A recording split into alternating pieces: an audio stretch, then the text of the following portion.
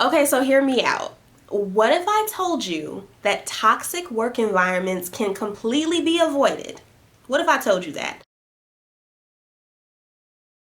What's up, you guys? Welcome back to the official Thompson Resume Writing Company YouTube channel, where I share weekly tips and hints on how to update, refresh, and or prepare your resume and LinkedIn profile for your job search, along with some career advice, some job search tips, and some personal stories of my own.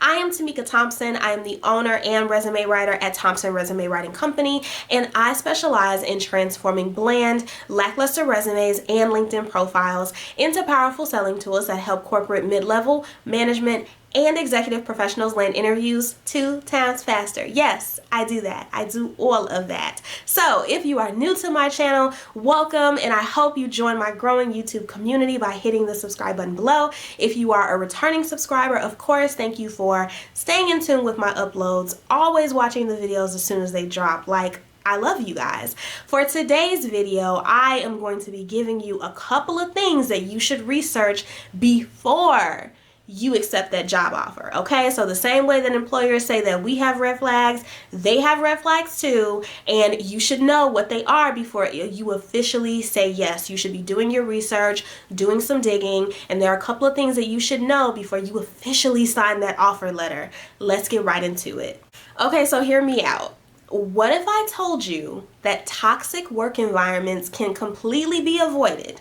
What if I told you that? A lot of people think that they just fall into toxic work environments, and sometimes that is the case, right? Sometimes you can do all of your homework and you can dot your I's and cross your T's, and when you get there you realize that you were sold a complete dream and that all of this is fake, it's trash, it's toxic, it's not healthy, it's nowhere near as good as what they put in the actual job postings. I get it, but the reality is a lot of people do not do their due diligence in their job search, and that can cause them to fall into the trap of getting into a toxic work environment. And quite as it's kept, employers really do be trapping people out here. Like, sometimes they'll put something in the job description and it's not really that. They do everything that they can to lure us in, and it's up to us to do our due diligence and do our homework to make sure that this is going to be a good fit for us, or make sure you're doing your homework to make sure it's a good fit for you.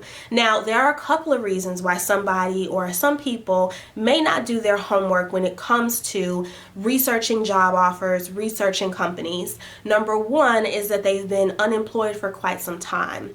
Maybe they're anxious to get back into something. They just want to take something. Sometimes they may be financially strapped, right? So if you have been unemployed for a while, whether you were laid off or fired, or you and your last company parted ways for whatever reason, the coins are running low and the funds are, dipping below what they should be, and you're in a hurry to get something. Another reason is that you may be running out of time. So maybe there's some sort of a deadline, or maybe sometimes this happens with people who have relocated to another state. Maybe you've already relocated to the state and you need to hurry up and get something quick, fast, and in a hurry, whether it be for financial reasons or to support your family, or maybe there's some sort of a time limit that you need to have something by. Whatever the case is, it's a situation where you are pressed and you may not be doing your due diligence. You're kind of just going to take anything due to circumstances or certain factors that may be going on. And while you never really completely know what you're getting yourself into, I want to say about 80% of bad jobs and toxic work environments can be avoided if you do your due diligence and you pay attention and you do your research. And the key is to know exactly what you should be looking for in interviews and going through the interview process in general. There are always signs and red flags that the company or the work environment may not be the best fit for you. Maybe it may be toxic or it just gives off bad vibes. I done plopped into so many toxic work environments, I feel like raindrops. I just fall right into them. And I don't want that for you guys. I really don't. And to help you avoid making the same mistakes that I have made, no one deserves to be in a toxic work environment. No one deserves to hate where they work, hate going to work, hate logging into work. Like, no one wants to do that. So I do not want that for you. I don't want it for your life. I don't want it for your future. So this video is going to teach you a couple of things to look out for. Here are some things that you should investigate and research before you give an official yes to a job offer. Number one is the salary and the pay. Okay, so we're in an age now where we're finally starting to get comfortable with having the conversation surrounding salary transparency and what are you paying your employees, and are people being underpaid? Is there discrimination going on, right? So for the position that you're interviewing for, you need to know what is the market standard for that role. Like, what should you be paying market wise? Like, as a, I don't know, a client services manager, should you be making $80,000? And if they're offering you $65,000, then you know that you're being underpaid. What are other client services managers making at that company as well? Are they making the $80,000 that they should be making? Are they underpaid? Are they offering you more money than the existing employees? What's the compensation looking like? Is it fair? And y'all know, like, people will tell it. We're seeing a lot of employees blast their companies on TikTok. We're seeing posts, certain posts like on social media, LinkedIn sometimes. There are posts on Indeed that will go viral when people spill the tea and do not care about the consequences, right? So they kind of do a little bit of a, what is it called? Rage quitting, where it's like they'll spill the tea and they'll just be like, whatever happens, happens, right? So there's a lot of information out there. And if you're not able to find information on salary, on pay, on compensation in general, and if the recruiter does not want to give you that information until they're certain or until you move through the process, oh gosh, and I can't stand when they do that, because you've wasted weeks of my time and you're offering me something that is lower than what I'm expecting, or it's not what I wanted, or it doesn't meet my expectations. Like, that's just so trash. But anyway, that's a video for another day. Ideally, and I talked about this in another video that I posted to my channel, you should know the salary that you are looking for. You should know your maximum salary and your minimum salary. Your maximum salary is what you ideally want, like that's the top notch. Your minimum salary is like, well, if somebody is not offering me my maximum or anywhere around that figure, this is the least amount that I will take. You know, so knowing those two figures, sometimes those three figures, right? So maximum, maybe a middle ground, and maybe a minimum salary. Know your numbers beforehand, because what a lot of people will do is they don't know how much they should be paid. They don't know exactly what they want to make, and instead they let the jobs dictate what they're going to make, right? So once you start interviewing and you're saying, oh, well, this company is offering me $65,000, not that bad. Yeah, it's not that bad if you don't have standards and you don't know what you want. But somebody who knows what they want, if they're asking for 80 and they know they should be making 80, 65 is going to be like, how dare you? And there are a lot of tools that you can use to find this information. Of course, there's Glassdoor, there's PayScale, there's Indeed, right? There's Monster, all these places where employees can leave reviews and where you can just Google information. You can Google the job title, the company name, and the word pay and just see what pops up. Look, I don't know if it's the Virgo in me. It may be. I say that a lot on my channel because I am a strong Virgo, but it's like I will research anything and everything before I officially go for something, especially at this point in my career, because I know my value, I know my worth, I know what I bring to the table, I know what I deserve to make. And this way, when somebody is presenting a figure to me, I can say, nah, that ain't it. That's not going to work for me. We're going to need to go back to the drawing board on this. And you should be able to do the same. The next thing is the quality of the benefits. Now, companies always like to say they have a competitive benefits package and yada yada. Competitive to who? Because we don't know that yet. Are the employees saying that the benefits are really good? How are the insurance plans? Are they trash? Are the deductibles ridiculous? Are the premiums really high? Are the options even of good quality? What's the amount of money that I'm going to have to pay for these insurance plans? Because, I mean, hello, American insurance, it's super high. It's ridiculous, right? So 401k, what's the match on that? Is that the match that you're looking for? My mom taught me very early on, so many things early on, but the one thing is she was like, any company that you go for, make sure that they have, you know, at least a certain percentage of a match. So if a 401k is really big for you and they say they have a 401k, dig a little bit deeper into that, right? What's the match looking like? Is it a good program? Is it with a good financial services institution? Is it Fidelity? Is it something else? Is it somewhere else that's credible? How do the other employees feel about it? Do they feel as though those benefits are good?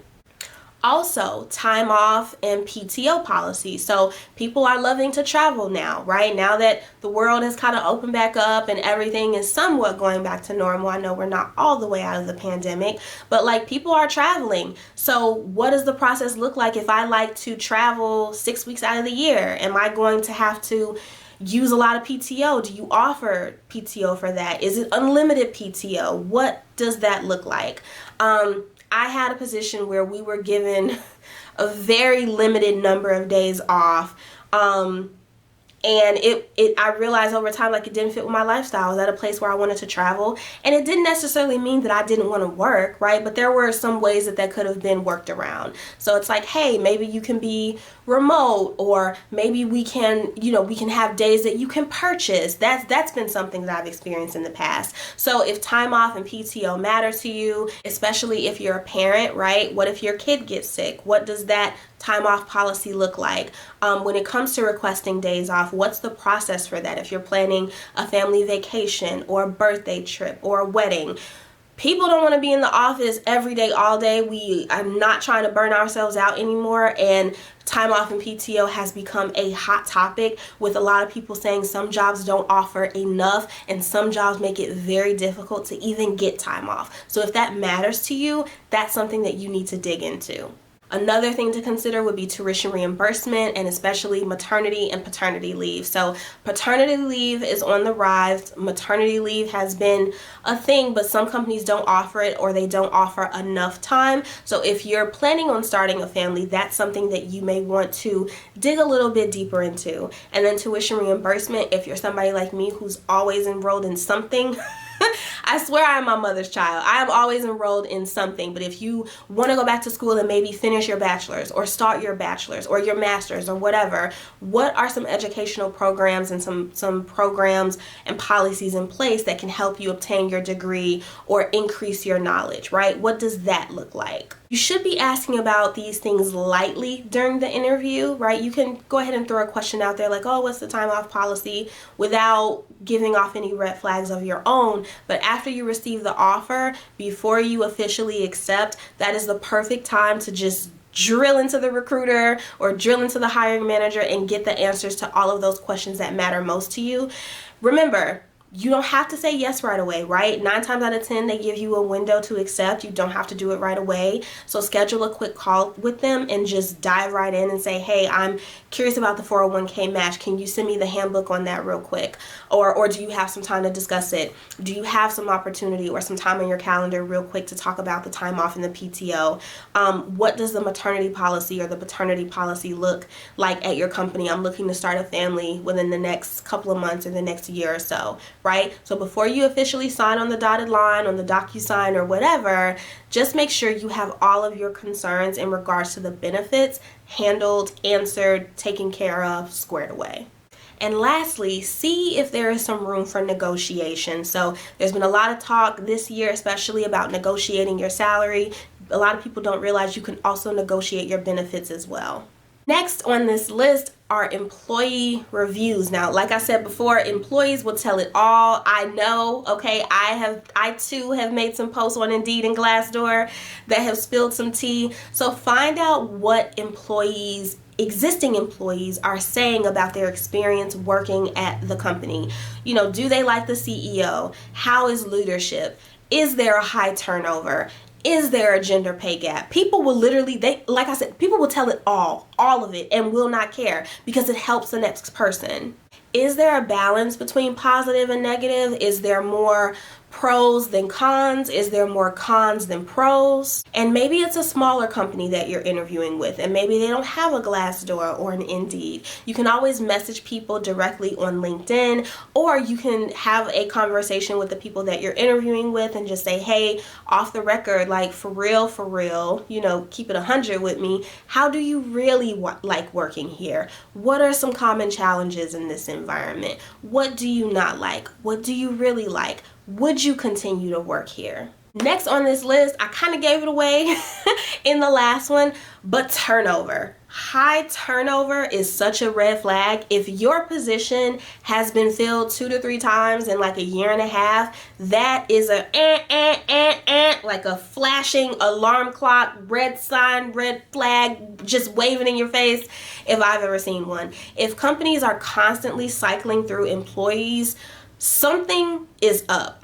Maybe it's conflict, maybe it's leadership, maybe it's pay, it could be unrealistic expectations, it could be a toxic work environment. But if your position has been open several times within a year span or maybe a 2-year span, or if there are just constant openings at the company specifically for the same positions, that is a big red flag as well. So if you are noticing, like in employee reviews, that people are saying that it's a high turnover rate and that people are always coming and going, that they're constantly going through people, that is not okay. That can be a sign, because think about it. If they got rid of 2 to 3 people before you, what makes you think that you're going to be different? And who's to say what those people went through, what they endured, even if their tenure was short, right? I've been stressed in some of the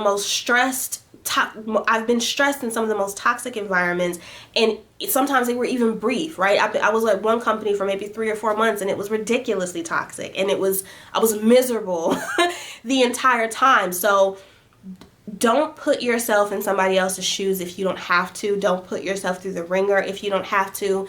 If it's looking like a situation where I mentioned before, where you may be financially strapped and you have to take something, take it if you must, but take it with caution. See if you can line up other offers to avoid it though. But turnover is a huge red flag. I don't like that hamster wheel revolving door of people. I don't like seeing that. And sometimes a lot of company reviews will have that in there. So just beware.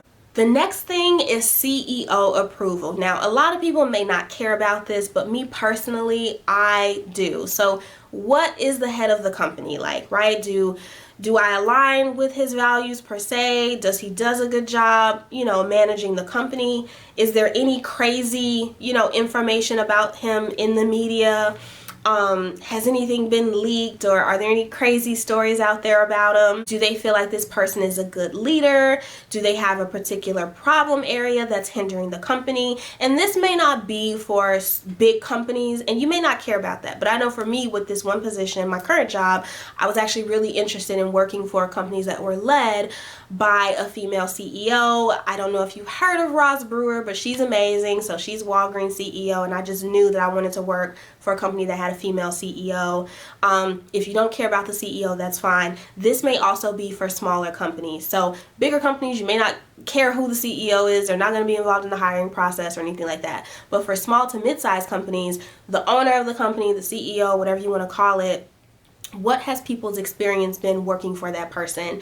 If you are going to have a conversation with that person, what are some things that you notice, right? Does this person seem pompous or arrogant, or do they seem nice and kind and humble? Are they direct? Those are some things that you want to consider. Whew. Last on this list is actually my favorite.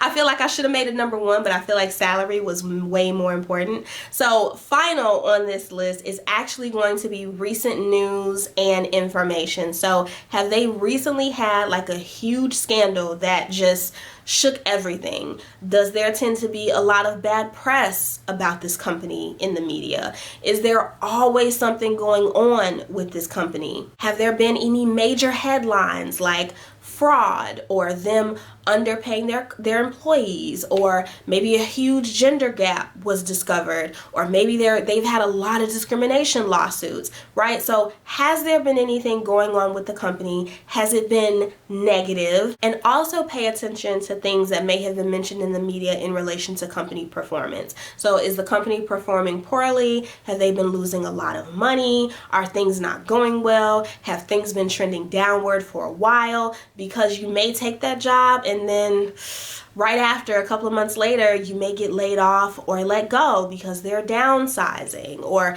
they're going through an organizational shift, right? We all know those buzzwords, how companies like to use them. So just do a quick Google search to see, has this company been in the news lately? If so, what for?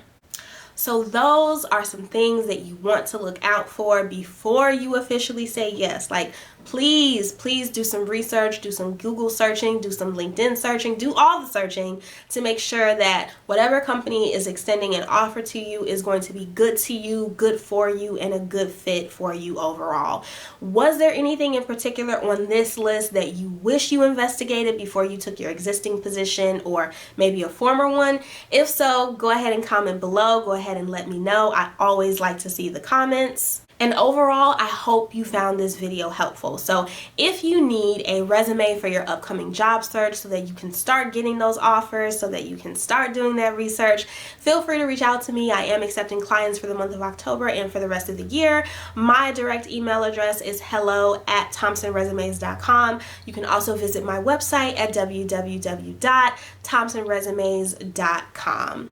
If you want to continue to receive information from me and receive resume tips, job search tips, etc., feel free to follow me on Instagram @_Mika Thompson. You can also follow me or connect with me on LinkedIn @Tamika Thompson, and you can also subscribe to my email newsletter list. The link is in the description box below, so you can go ahead and click the link there. And last but not least, if you are not a subscriber, go ahead and hit that subscribe button below so that you can stay in tune with my uploads, so that you can stay on top of all of the tips and the best advice for your resume, your job search, your LinkedIn, your career, and everything.